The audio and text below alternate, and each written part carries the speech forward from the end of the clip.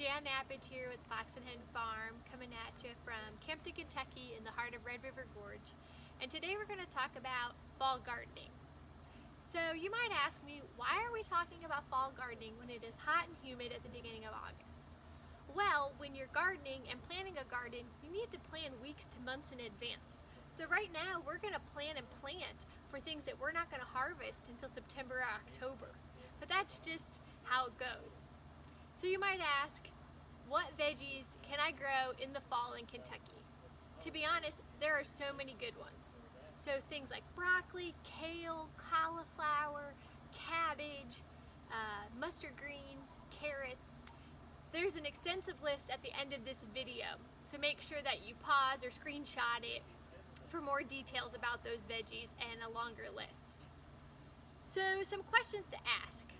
What do I like to eat? That's going to be your main question when you're planting your fall garden.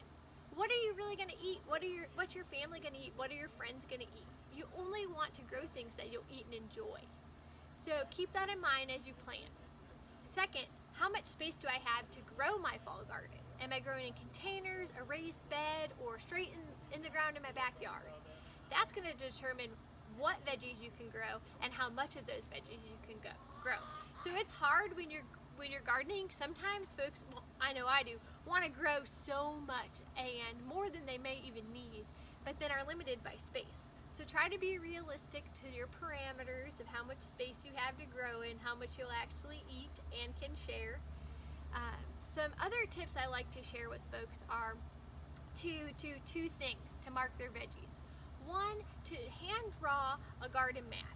It doesn't have to be anything fancy. It's just a sheet of paper that you draw your garden really simplistically, and you write where you planted things. So it's a reference for you for the future. Also, simultaneously, I like to share with folks that they should use something like a popsicle stick and a permanent marker and write the veggie on that popsicle stick, wrap it with some clear packing tape, and stick it right in the ground in front of that row of vegetables that you just seeded. So lastly, I like to share with folks, if you are going to direct seed versus putting a transplant in the ground, I like to share with folks that they should overseed that row, let the plants come up, and then when they're about 1 inch to 1.5 inches, to thin them out. That means taking out some of the plants between other plants, so the ones that remain have enough space to grow and mature into a healthy adult plant that you'll later get to eat and enjoy for a meal. The reason we do that is just to avoid pests and also to avoid diseases, but then also not to hinder the growth of the veggies so that they can get to the right size and the right flavor that we are used to and that we like to eat.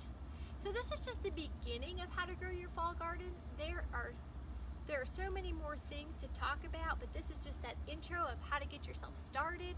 So I'm excited to see what folks grow and what they prepare after they've harvested, and I hope that you all just have fun.